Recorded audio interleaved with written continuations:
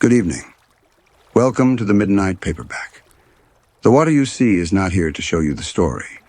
It is here to keep you company while you listen. So dim the lights, let the tank settle. And when you're ready, let's open tonight's paperback. Tonight's paperback. The husband who came home on Tuesday. They buried Arthur Marsh on a Monday. On Tuesday at 5:30, he came home from work. He hung his hat in the hall closet, set his briefcase on the chair beside his desk, and asked Ruth what was for dinner. No one found this remarkable. The neighbors waved. The office expected him Wednesday morning. Of all the people who had stood on the wet grass that Monday, his wife appeared to be the only one who remembered the funeral. It had begun, as it ended, in the kitchen, with a coffee cup. Part 1. The morning after. She had thrown out the coffee cup the morning of the funeral, before the cars came. She wrapped it in newspaper, the October Atlantic, the one she hadn't finished, and pressed it to the bottom of the trash bin, under the coffee grounds and the foil from the roasting pan. She pressed the lid down carefully. Then she washed her hands twice at the kitchen sink. She stood with her wet hands over the drain for a moment before she picked up the towel. On Tuesday morning, the cup was in the sink, unwashed. Exactly where Arthur always left it, tilted against the drain so the handle faced the window, the way he set it down without looking, the way a man signs his name without watching his hand, the dried ring of coffee along the inside, the hairline crack at the base. She had noticed 2 winters ago and meant to mention, and never did. Ruth stood with her hands resting in the empty dish rack and looked at it. She did not touch it. She was not ready to touch it. Outside, the miller's dog was barking at something in the alley. A car started on the street. The ordinary sounds of a morning that did not know it was supposed to be different from other mornings. The sky through the window was low and pale. The kind of October sky that committed to nothing. She pressed the back of her hand against the side of the cup, cold. She moved away from the sink and sat down at the kitchen table.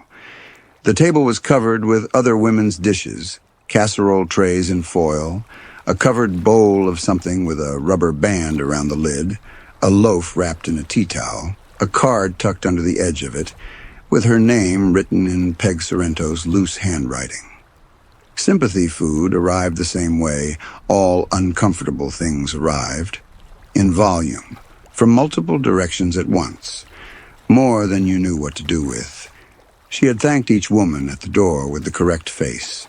She had arranged the dishes on the table when the refrigerator had no more room. She had not eaten any of it. The funeral had been Monday. She remembered it in specific images rather than sequence. The chrysanthemums, which Arthur had found excessive, the wet grass under her shoes, the specific gray of the casket, a shade she had chosen on Saturday at the funeral home on Garfield Street, sitting across from a man with very clean fingernails who had laid a color chart between them on the desk. She had come home to an empty house and gone to bed in her clothes. She had woken Tuesday to the cup in the sink. Ruth sat at the kitchen table and looked at it from across the room. She had a clear line of sight to it from where she sat. She thought about the October Atlantic, the way she had folded the pages around the cup. She thought about pressing the bin lid down. Then she thought, perhaps she had taken it back out herself. Perhaps she had stood at the bin on Monday evening, after she came home from the cemetery, and taken the cup back without remembering that she had done it. She had not been herself on Monday. She was prepared to allow for this. She thought about the 2 things this explanation required her to believe. That she had unwrapped a coffee cup from a sheet of newspaper, placed it in the sink at the precise angle Arthur always used, and had no memory of any of it. Or that someone else had come into the house and done these things. The only spare hung at the Farleys, untouched for years. She was the one person who held a key to her own door. She sat for a while longer. Then she got up, moved past the sink without touching the cup, and stood in the doorway of the dining room, where the light was better, and she could think without the cup in her direct line of sight. The dining room looked as it always looked, the sideboard with the good silver inside it. Arthur's reading chair in the corner, which had migrated from the living room some years ago by degrees she had not tracked and stayed. The photograph of Lake Huron from the craft fair in 1989, which she had always meant to replace and hadn't. Nothing was different. She had a sensation in the doorway of the dining room that stopped her from looking too carefully at any one thing. Her body had arrived at it before she had. Looking was a choice. The choice had a shape she recognized. She had had that sensation many times before in this house. She had generally listened to it.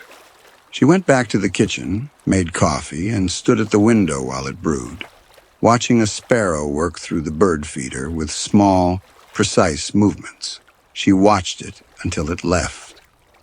Then she poured her cup and sat back down at the table. Ruth had never thought of herself as a woman who made things worse by examining them. She was organized. She kept her accounts current, her pantry labeled, her calendar written rather than digital, because she found digital things too easy to delete. She had managed the household through 3 of Arthur's business trips per year, a broken furnace in the winter of 2003, 6 months of her mother's decline, and a long stretch 2 years ago that she and most people she knew had agreed to discuss as little as possible. She was a practical woman. She had always taken this as a fixed point. She picked up her coffee and drank. The cup in the sink was still there when she set her own cup down. She had the thought, then, that she was going to leave it. She was not going to touch it, or throw it away again, or ask anyone about it, or allow herself to continue sitting here, looking at it from 12 feet away. She was going to stand up, rinse her cup, and do the things she had planned to do today, which included calling the insurance company and going through the papers in Arthur's desk and returning Peg Sorrento's dish. This was a decision. She could feel its edges. She stood up and rinsed her cup and did not look at the other cup and went to Arthur's desk. Part 2. The Rules of the House. By the afternoon, she had the insurance folder sorted, a list of the calls she needed to make in the order she needed to make them, and a very clear understanding that she had been training for something for 31 years without knowing what it was. She sat with this for a while. It did not arrive with any drama. It arrived the way certain facts arrived, already true for a long time, simply now visible. Arthur Marsh was a man you could not point to and say, "There is the problem." He had a good handshake and a pleasant laugh and tools organized in the garage by function and size in a way that the men on the street admired. He walked Ruth's mother to the car after Sunday dinners with a hand at the small of her back, and her mother had loved him for it until the day she died. He never raised his voice. He would say quietly, in a tone that had no heat in it at all, that he had mentioned the dinner at the Millers on Thursday, and he was not sure why Ruth was surprised to hear about it now. He said it pleasantly and without accusation, the way you state a fact to someone who has simply misremembered, and then he did not say anything else, because nothing else needed to be said. She was left with the choice of insisting she had not been told, which would require her to continue insisting repeatedly while he continued to be reasonable, or accepting that she had forgotten. She had learned over time that insisting had a cost. There was the period in the second year of the marriage when she had begun keeping notes, not a diary, nothing deliberate. She had told herself it was practical. She wrote things down on the small notepad she kept by the refrigerator. Appointments, plans, what had been decided at dinner. She wrote down, Arthur said dinner at the Millers is Thursday. not because she distrusted him, but because the act of writing steadied her. She came home one afternoon to find the notepad gone from its place. Arthur was sorry. He thought she had left it there by accident and had thrown it away. He said this with the same pleasant reasonableness he brought to everything. She bought another notepad and put it in the same place and wrote the same kinds of notes. And one morning that notepad was also gone, and she did not buy a third. She had made this decision without articulating it. She simply stopped. There was the evening he came home from a business trip, wearing a green tie she did not recognize.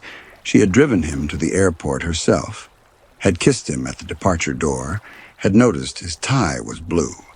A particular blue, with a narrow stripe she knew because she had given it to him 2 Christmases ago. She told him, when he walked in the door, that she didn't recognize the tie. He looked at her with the expression of a man who is trying to be patient in the face of something he does not quite understand. He did not argue. He did not explain. He folded the newspaper and set it on the arm of his chair, and the subject became past tense, and Ruth was left standing with the clear memory of a blue tie and no way to make that memory mean anything. She had learned not to trust the clear memory of specific things. She could say now, in the afternoon light of the study, with his insurance papers spread on the desk, that this was what the marriage had built. A woman who did not preserve evidence. A woman who restored normal. Not because Arthur had stated this as a rule or threatened consequences for breaking it, but because the marriage had the same logic a river had.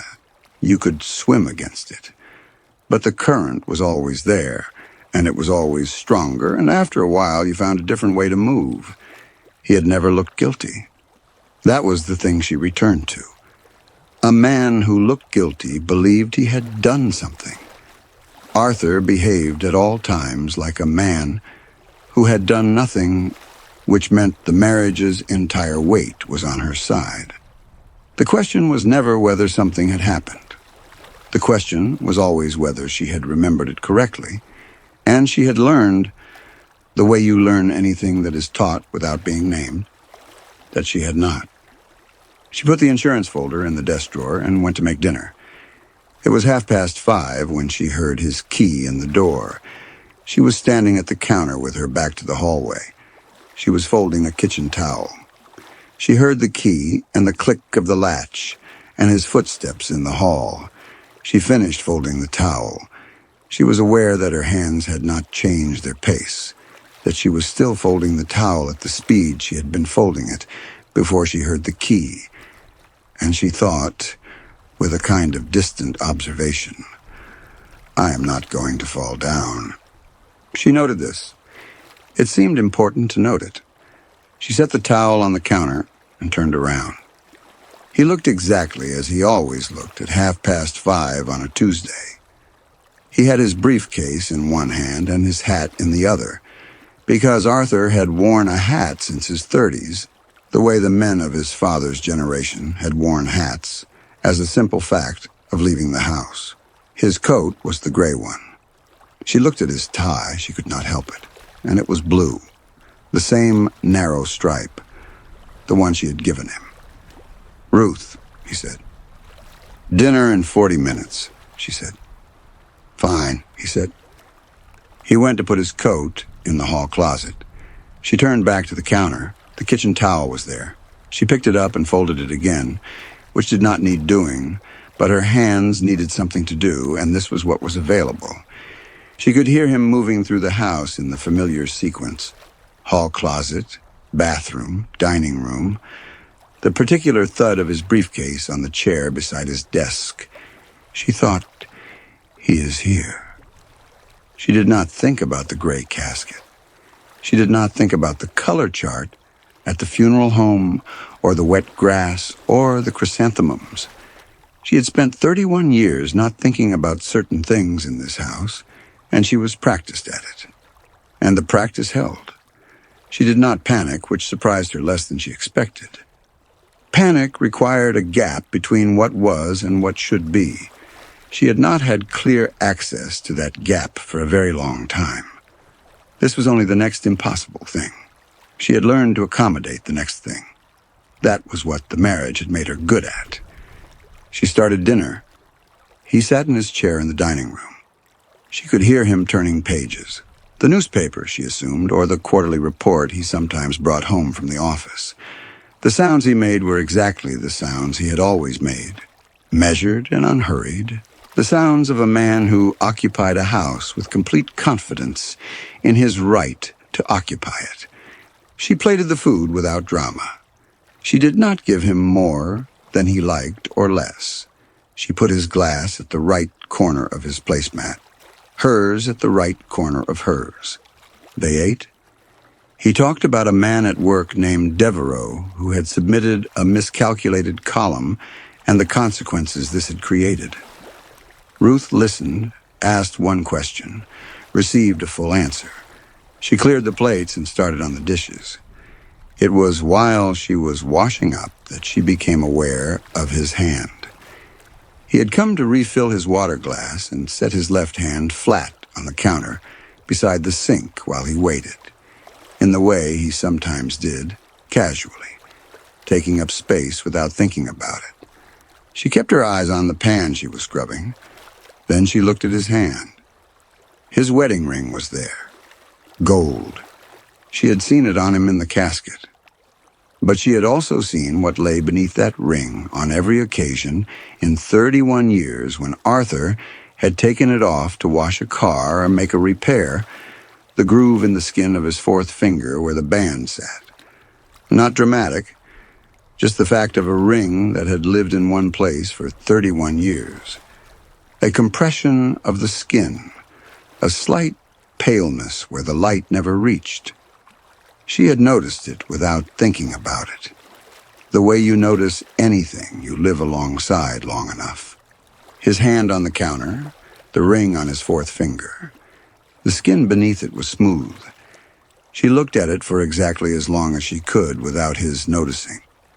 Then he picked up his glass and went back to the dining room, and she returned to the pan. She kept her hands in the warm water and did not look up. She thought about a groove in the skin of a man's finger. She thought about 31 years. She thought about what it meant for that groove to be absent and whether she could have been mistaken. She thought, I have been mistaken about specific things before. She thought, I was not mistaken about those things either. She finished the dishes. She dried her hands on the kitchen towel. She went to bed before Arthur did, which was not usual and which she knew he noticed, though he said nothing. She lay in the dark and listened to the house. Part 3. Evening, Evelyn. Wednesday morning, she took the casserole dish to Mrs. Bell. It was a reason to leave the house, which she needed. She had woken to the cup in the sink again, and Arthur already at the table with his coffee and the newspaper open to the business section. And she had made herself a cup and sat across from him and said nothing unusual. And after he left, she had stood in the kitchen for some time, looking at the door he had closed behind him, and understanding that she needed to get out of this house for 1 hour and see the face of another person. Evelyn Bell had lived 2 doors down since before Ruth arrived in the neighborhood, and Ruth had spent years watching her from the sidewalk, with a quiet attention she had never examined closely. Mrs. Bell was a small, practically assembled woman who noticed things. She remembered which cars were unfamiliar on the street, which packages had sat on a stoop past the point of reason, which houses had lights in rooms where lights were not usually on. She did not do anything with this information as a rule. She simply held it, the way certain people hold information, carefully and without advertisement. Ruth had found this quality useful in vague ways without ever asking herself why. She knocked. Mrs. Bell answered promptly. Ruth? She looked past her briefly, in the way she always looked past people when she was taking stock of conditions. Come in? They sat at the kitchen table with tea. Mrs. Bell's kitchen smelled of dish soap and something herbal, dried things from the garden. She folded her hands around her cup and looked at Ruth with the particular attention of someone who had already decided to be useful and was waiting to learn in what form. Ruth thanked her for the casserole. She set the dish on the table. Mrs. Bell looked at the dish. She turned it over in her hands, white, blue stripe around the rim, the kind of dish half the neighborhood owned in some variation. She set it back down with a precise, unhurried movement. "I don't believe that's mine," she said. Ruth looked at the dish. She had taken it from the kitchen table Tuesday morning, along with two others, assuming. She looked at the blue stripe, the small chip on one edge. She could not have said which neighbor it belonged to. "I'm sorry," Ruth said. "I must have mixed them up." "Easily done." Mrs. Bell turned her cup in her hands. "I haven't made a casserole since February. Leonard can't have onions now, and I haven't found a version worth making without them." "I'll find whose it is," Ruth said. "No rush." Mrs. Bell lifted her tea. "How are you sleeping?" Ruth said she was sleeping adequately, which was nearly true. They sat together in the comfortable quiet of two women who did not require conversation to fill a silence. Outside, a leaf blower started somewhere on the next street and ran for a while and stopped. Then there was a knock at Mrs. Bell's front door. "It's open," Mrs. Bell called without getting up. On this street, at this hour, a knock was a neighbor. The door opened. Ruth heard footsteps in the hall and sat very still with her tea in both hands. Arthur came to the kitchen doorway, his hat in his hand. "Evening, Evelyn," he said. Mrs. Bell looked up from her tea. Her face arranged itself with uncomplicated warmth. "Evening." She set her cup down on the saucer. "Long day?" "The usual," Arthur said. Mrs. Bell looked between them, the small smile of a woman who had watched other people's marriages for 40 years and made her peace with what she had seen. He had come looking for her. He had done this twice before in their marriage, once because she had forgotten his mother's birthday dinner, and once because she had taken the car to the mechanic without leaving a note. Both times he had come with hat in hand and the expression of a man who was exercising patience in the face of something he found unreasonable. He had not said he found it unreasonable. He had not needed to say it. He wore that same expression now. Ruth watched Mrs. Bell's face. She knew what she was looking for. The half-second a person needs when memory argues with the room. A blink. The small recalibration of someone deciding not to say a thing. Ruth had spent 31 years learning what suppression looked like on a face, because she knew what it felt like from the inside. It did not come. There was nothing under Evelyn's warmth but more warmth. And Ruth thought of Monday morning. Evelyn on the sidewalk in her brown coat, arms folded, watching the men carry the casket down the steps with the stillness she brought to other people's worst days. 40 years on this street. 40 years of unfamiliar cars and packages left too long and lights in rooms where lights did not belong. And not once, in 40 years, had Evelyn Bell asked Ruth a single question about Arthur. Not during the long stretch 2 years ago that the whole street had agreed to discuss as little as possible. Not ever. The cars and the packages were outside things.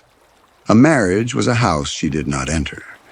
She had watched the Marshes for 40 years the way she watched every house on the street, closely and not at all.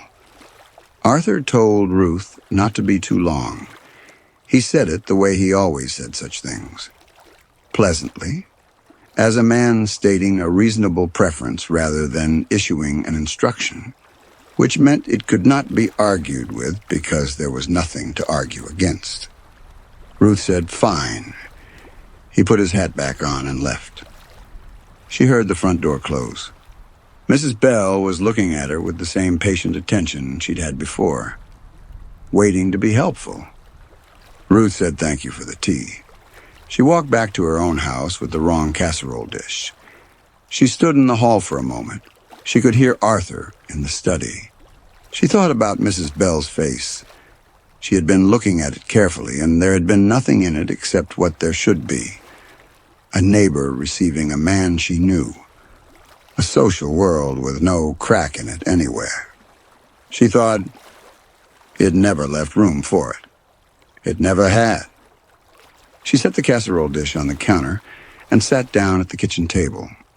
She opened her laptop. The Gazette's website loaded without her having meant to navigate there.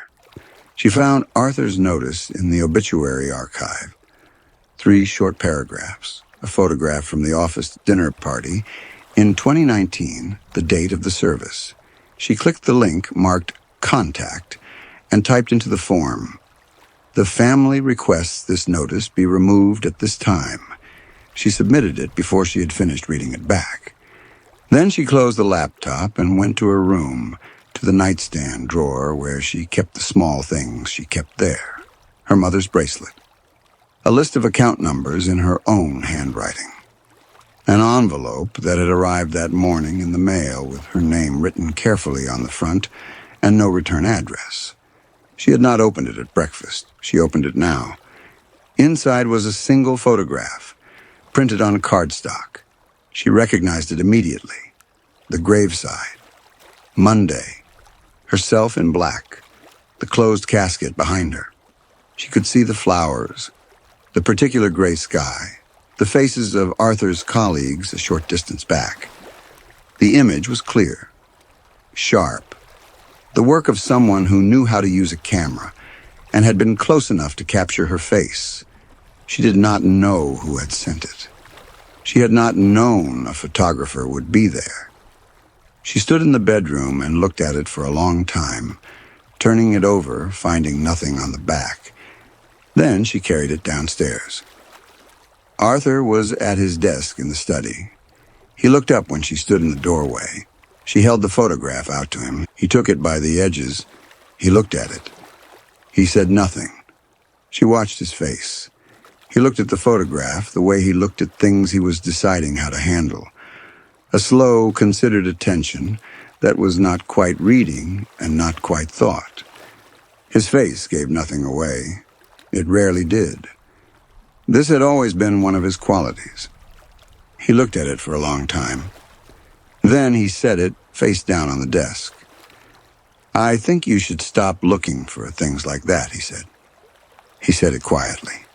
He said it without emphasis, in the same register he used for everything he was certain about.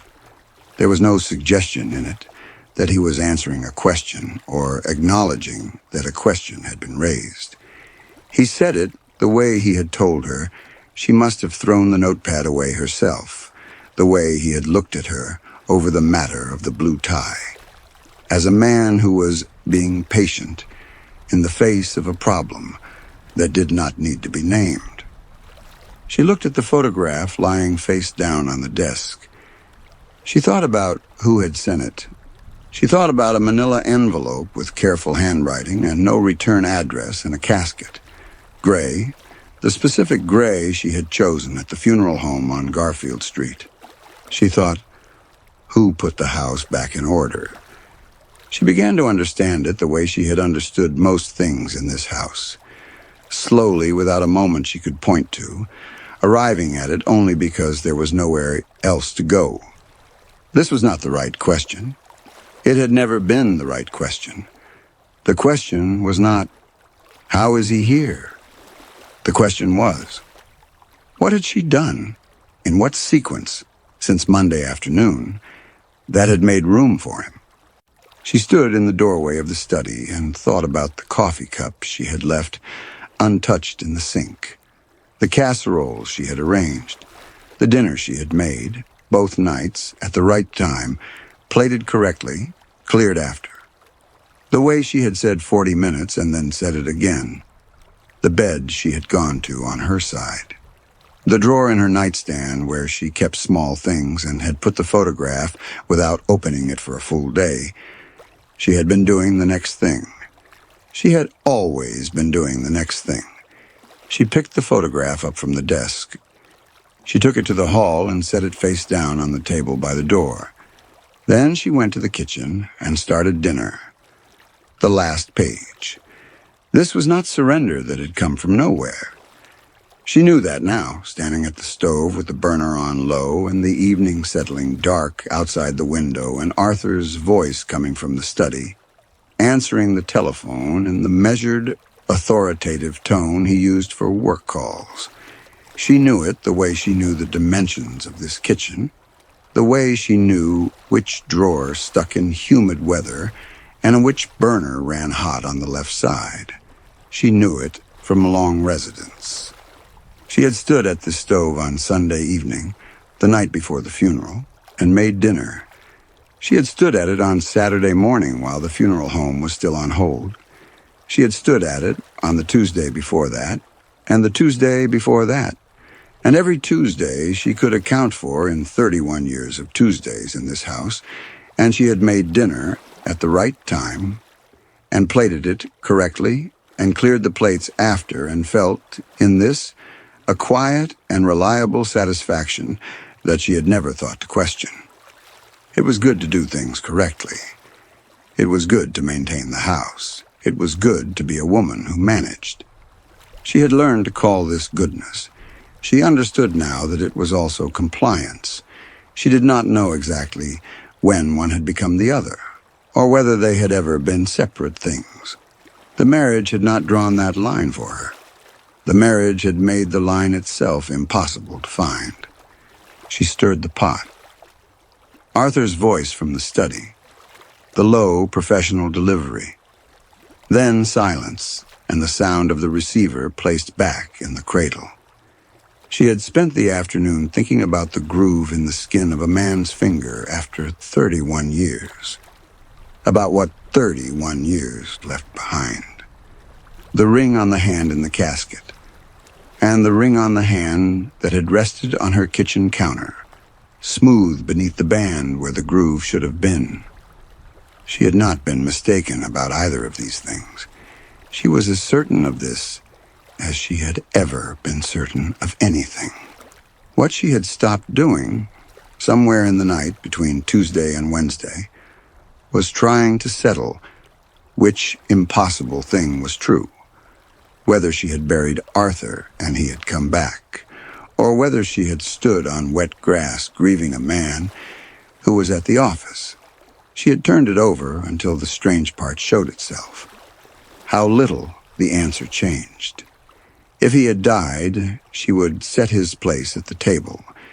If he had never died, she would set his place at the table. The marriage had never required her to know what was true. It required her to set the place. It had been teaching her that for 31 years, and it was a patient teacher, and she had been a good student. She stirred the pot and let this sit beside her without doing anything with it. She was practiced at letting things sit beside her. The hall table was visible from where she stood if she turned her head, but she did not turn her head. What she could not put away was the envelope. Her name on the front in careful handwriting. No return address. Someone had stood at the graveside on Monday with a camera. Someone had been close enough to catch her face. Someone, in a town that had sealed itself smooth by Tuesday evening, remembered. And had wanted her to remember, too. She did not know who. She suspected she never would.